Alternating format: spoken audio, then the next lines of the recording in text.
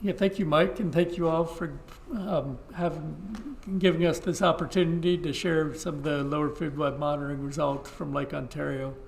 My name is Jim Watkins. I'm from the Cornell Biological Field Station on Oneida Lake and Cornell University, and I represent several academic researchers that we've been very fortunate to be working with U.S. Environmental Protection Agency, Great Lakes National Program Office in Chicago, Illinois, and they provide us access with their ship, the Lake Guardian, and so we've all been grantees for the past decade, so it's provided some consistency in the program, and we've had we each have our own specialties. Lars Rudstam and I are both zooplankton and mysid specialists. Ewan is a phytoplankton ecologist at Duluth, and the husband-wife team of Alexander Karateev and Luba Berlikova are based in Buffalo State College. And it's been a great working relationship. Annie Schofield is our technical lead. She was a grad student at Cornell at the US EPA. And as well, and these pictures basically show examples of collecting water, collecting zooplankton with nets, collecting mysids at night on deck, and also ponars. A key aspect of this program is that we actually sample all 5 Great Lakes with the same methods, the same analysis methods, the same collection methods, and so it does provide a very standard data set to compare across lakes. So we'll start at the bottom of this diagram. So with nutrients and water quality, phosphorus rules a lot of things that happen in this system. And we've seen from like Daryl Hondorp a few days or yesterday showed examples of how important the elemental phosphorus is in the lakes to forage fish biomass. The lower food web itself starts with the foundation of the primary producers, which rely on that phosphorus nutrient. So the phytoplankton often used like either direct cell counts, which Ewan does, or indices like chlorophyll. And that could be direct measurement or it could be satellite analysis. Then we turn to one step up, and in each one of these steps, we generally see a 90% loss in energy. So just think of what it takes to produce a fish. So you need a large primary producer stock, which will be lost quite a bit in this primary consumer step to zooplankton and benthic invertebrates, and then finally to forage fish and then to the predators. This is a very simplistic diagram, by the way, but mysids we really consider a really unique large zooplankton organism that's able to it migrates from the bottom to the thermocline each day, so each night that is, and it actually fuses the two systems. It's also a particularly good food source for many fish, particularly juvenile lake trout and others, and it can actually compete with some forage fish because it does hit zooplankton quite a bit. So most of the data I'll focus on is from the US EPA Great Lakes Program Office, the Lake Guardian, which is the top boat there. In 2023 was one of the CSMI years, the Cooperative Science Monitoring Initiative. So we also had other lake-wide lower food web programs. The Duluth boat, the EPA Lake Explorer 2 actually came down and spent quite a bit of time in July. We also had the Canadian boat, the Limnos, was participating.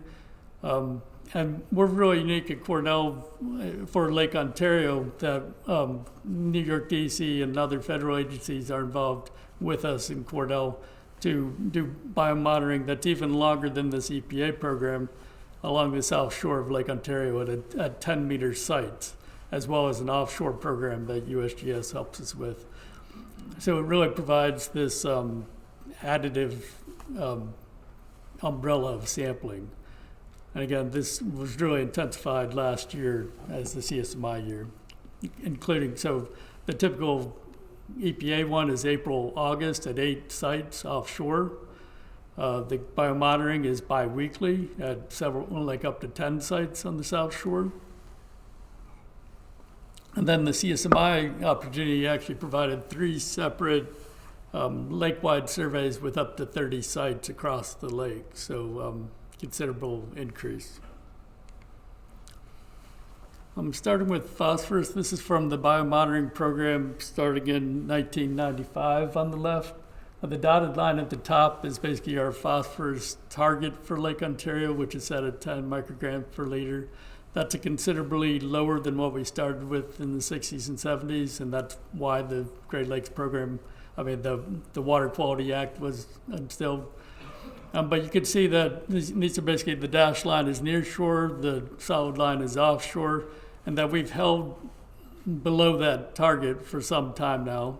At least, it's 30 years right now. But notice we're more at like 6 micrograms per liter. Now, compared to Huron, which we talked about a few days ago, that experienced a decline from like 6 to 3 micrograms per liter. So that's an ultra oligotrophic system. And that led to a lot of the food web collapses that we've talked about with Lake Huron the last few days. So very recently, actually, this phosphorus target of 10 micrograms per liter was up for debate. And it was very fortunate that fishery scientists were involved in this decision making.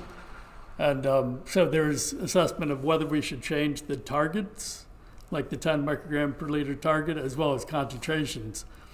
And most of those arguments, because we are experiencing these low conditions in offshore fisheries right now for Lake Ontario, there's considerable concern about dealing with that right now. It is tricky because most of the loading for Lake Ontario comes from Lake Erie. So in some ways it's out of our hands. And so, what they decide in Lake Erie will make a big difference. But one thing definitely that's going on is that there's actually a lot more loading to produce the concentrations that we have in the water column right now. And largely that's due to tricidid mussels and the sink that they represent of phosphorus. The lower graph is nearshore and offshore chlorophyll over this time period, which again is high relative to other Great Lakes, but has been stable. And because these are 10-meter sites, they're not considerably different than the offshore. Water clarity has increased dramatically. We have on the left is spring and on the right is summer. These are from the EPA program office, and we've divided it up into 2 time periods, 1983 to 1993 and 2013 to 23. One thing to look at is Lake Superior has changed very little between those time periods. That's the one lake that doesn't have mussels. Lake Erie has remained low and also has not changed, but that has turbidity and higher phytoplankton concentrations. But Lake Michigan, Lake Huron, and Lake Ontario have considerably changed in their water quality, clarity, that is, particularly Lake Huron. But Lake Ontario, particularly in spring, has made a big increase in clarity since this early time period. In the summer, that's less clear.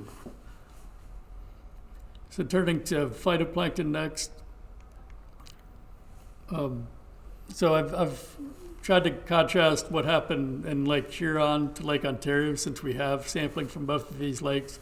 These are arranged, at the top is kind of absolute abundance with relative abundance, and this is spring values for Lake Huron on the left and summer on the right.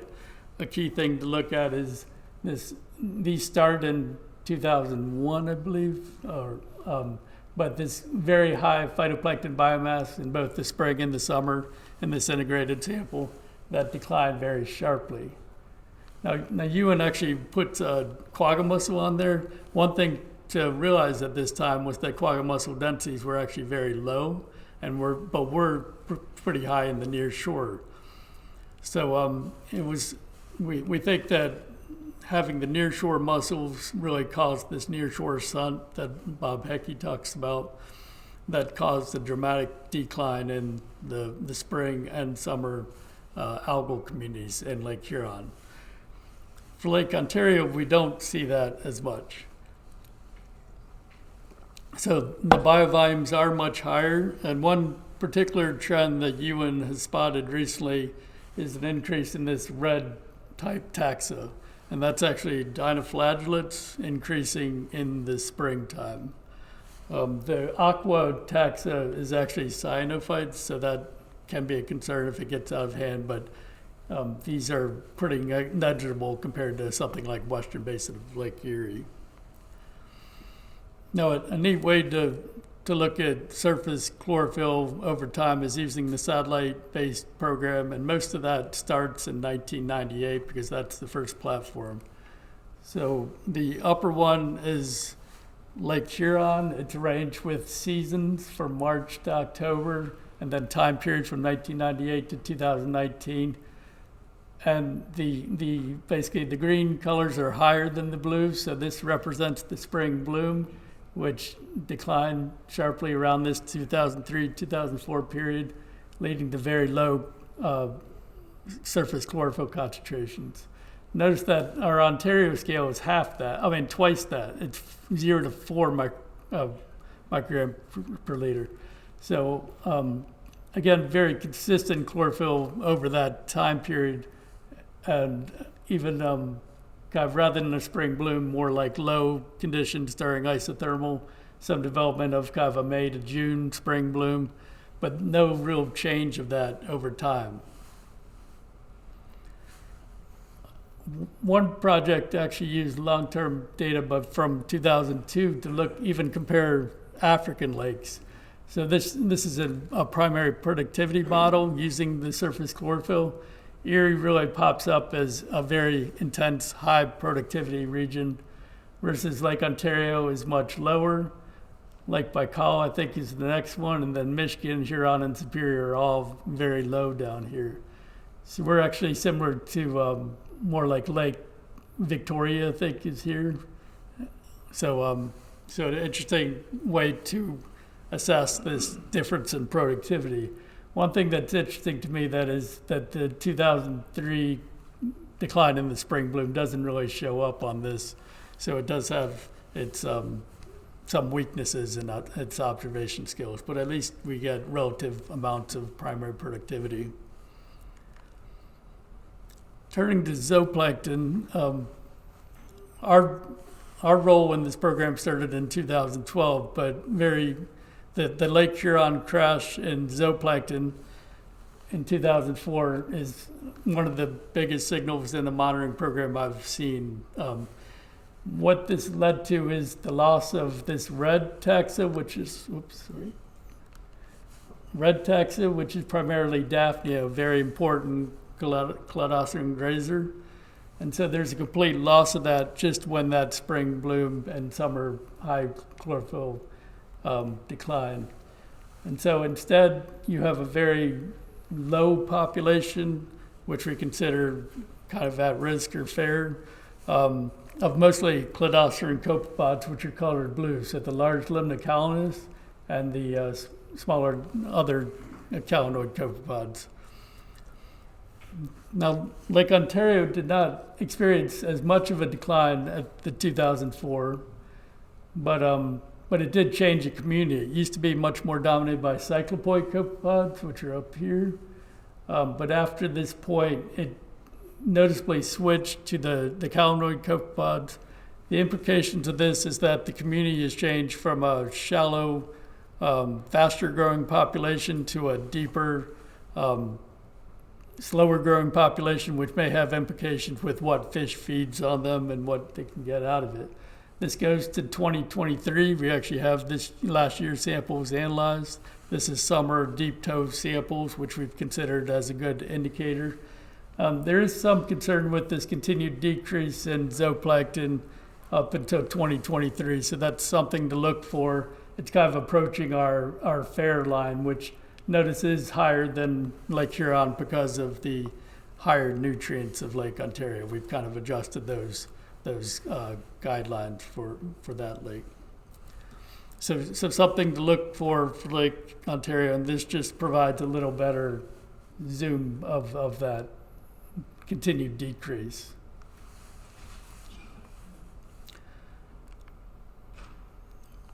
Another indicator using that same data is a simple percent calanoids. We've found lakes like Lake Superior, which are pretty much all, calanoid population during the summer. That is a sign of being very low production, high clarity. And in 2003 and 4, we see considerable jumps of Lake Michigan and Lake Huron in that index to almost 90% calanoid copepods. Lake Ontario is in pink, and that has experienced fluctuations in that, but also that's that switch from more cyclopoids and cladosterans to more calanoid copepods. So again, some indication that there is lower productivity in Ontario over time, even though the phytoplankton is not really showing that. So different taxa are giving different messages.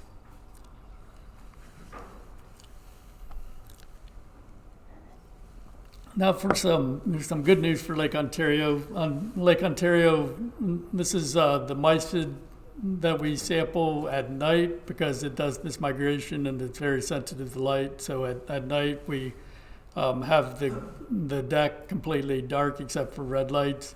And then we expect that it's in this layer near the thermocline. We do a whole water column net and basically count. So Lake Ontario is at the level with Lake Superior as well, 200 per square meter, which is very ideal levels. It has declined some for Ontario over time.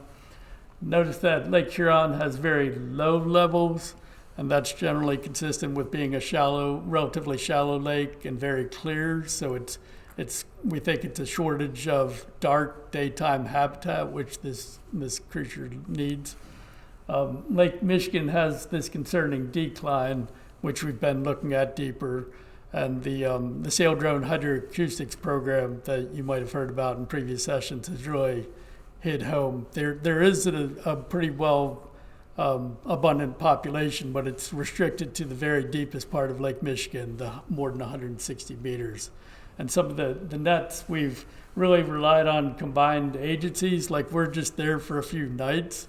So we're limited by a number of samples, but we've worked with USGS and DFO to add to those samples, and it's really improved our ability to separate different levels of different lakes. And an update for the lake-wide benthic survey that was done last year. They're still going through a lot of these samples, more than 100 sites across Lake Ontario. This past year, they added the benthic imaging system, which reminds me a lot of the system we just saw earlier. Rather than nearshore, this one had sites throughout the offshore, so I can see those two programs being very integrated. It did require some deep water for the cameras to have deep water housing so that they wouldn't just be, flooded. There is some opportunity for round goby assessment. They've actually made maps using these videos of round goby distribution in Lake Huron, Lake Michigan, and Lake Ontario now. And this is an example this is a map that they produced by the time they reached the dock during this program using an automated assessment of number of mussels based on these kinds of backgrounds. And so this is the latest 2023 video estimate of Dryceta density in Lake Ontario based on this so the darker the blue, basically the higher densities. Now once they get the samples analyzed and counted and measured, they do kind of correct for that, but it's a nice initial estimate. They have found that for Lake Michigan, for example, where high turbidity, they did underestimate with the video some of the concentration of the mussels. So the analysis of mussels in the lab actually helped perfect that. And in general, this is results from 2018, but they basically found that Lake Ontario mussels were the highest. They repeat this for all the Great Lakes except for Lake Superior because it doesn't have mussels that many mussels at least. But they found that Lake Ontario at that point had the highest abundance of mussels in the Great Lakes at 25.2 grams ash-free dry weight per square meter, much more than Lake Michigan and Huron. We are seeing some evidence of leveling off. This is the whole lake estimate of biomass. This is density, I believe. And then these are different depth intervals. See, generally, they progress from shallow to deep. The abundance of mussels increases. But then each depth interval is kind of seeing a leveling off in many cases. But it's currently a huge source of sink for phosphorus. We talk about possibly controlling quagga mussels, but we should worry about any ramifications of, imagine if there's a die-off of this mussel population, the intense release of phosphorus that would happen in such a case would be very, like nothing we wouldn't want that to happen. So just we need to keep track of these things, and the way they set it up, they're basically rotating each lake every 5 years. It's been really great to see this time series. So this started back in the 90s, and periodically you do these lake-wide surveys. So just to turn to take-home points, for Lake Ontario, the nutrients and phytoplankton biomass are higher and more consistent than upper lakes. The zooplankton communities have shifted towards this deep living calanoid copepods in 2004. Mysid abundance remains high and stable offshore, and quagga mussel abundance is the highest in the Great Lakes. We do have much more data than this, what I've shown. I've tried to show kind of big picture graphics, but particularly for the zooplankton, we have the biweekly nearshore sampling as well, which really provides size distributions, like individual size measurements, and biweekly temporal distributions. So we really encourage you, and also if you need help accessing the EPA data, sometimes that's a real mess to try to find. We're working to improve that public access and researcher access. So I'm happy to help anyone with that in the future. But thank you, and that's my email address.